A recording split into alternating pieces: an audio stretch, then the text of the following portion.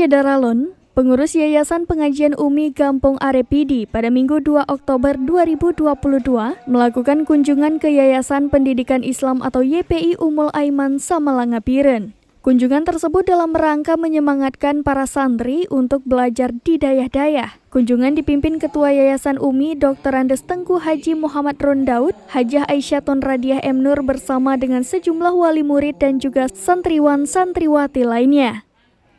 Kedatangan rombongan dari PD diterima Ketua Humas Dayah Ummul Aiman, Tengku Muhammad Yusuf Esos, Ketua Bidang Bahasa Asing Tengku Aisyah Razi LCMA, serta segenap Dewan Guru.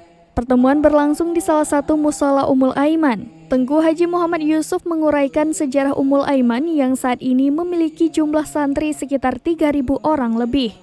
Pertemuan diisi dengan pemberian kertas berisikan syair wajib Dayah Ummul Aiman. Syair ini merupakan buah karya atau karangan dari pimpinan Dayah Ummul Aiman Tengku Haji Nuruz Zahri Yahya atau lebih dikenal dengan panggilan Walidnu untuk segenap santri Ummul Aiman yang berisikan tentang pengorbanan jasa orang tua dan guru yang tidak boleh dilupakan.